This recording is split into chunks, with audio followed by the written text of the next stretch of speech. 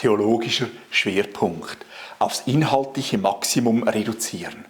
Aus der Fülle von Bibel und Theologie geben wir die Hauptbotschaft von Jesus so weiter, dass sie konkret im Alltag verankert werden kann. Was ist die Hauptbotschaft der Bibel? Schon bei dieser ersten Frage gehen die Antworten auseinander. Wer 100 Pfarrpersonen fragt, erhält 100 verschiedene Antworten oder sogar noch mehr. Meines Erachtens ist die Hauptbotschaft der Bibel Jesus Christus selber, weil er uns Gottes Reich bringt. Der Religionssoziologe Professor Detlef Pollack hat empirisch erforscht: Je unpersönlicher das Gottesbild ist, desto weniger Einfluss hat der Glaube auf den Alltag. Deswegen formuliere ich bewusst umgekehrt: Je persönlicher unser Gottesbild ist, desto mehr Einfluss hat unser Glaube auf unseren Alltag. Daher vertrete ich einen christozentrischen Ansatz. Jesus steht im Zentrum meiner Theologie.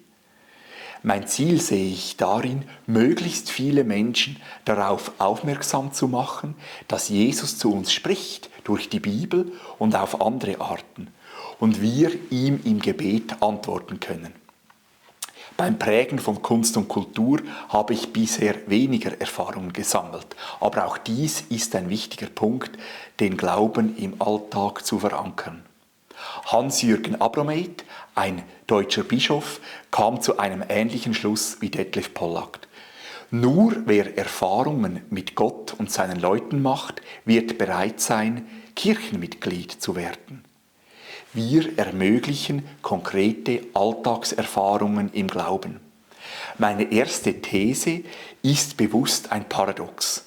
Reduziere zum Maximum. Reduce to the max. Die Hinwendung von Menschen zum Glauben an Jesus Christus ist ein Prozess, der durchschnittlich 12,5 Jahre dauert.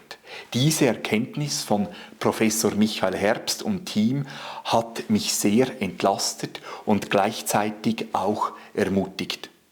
Wenn dir dieses Video gefallen hat, leite es bitte weiter und abonniere meinen Kanal. Vielen Dank. Ich wünsche dir Gottes Segen beim Kirchgemeindeaufbau.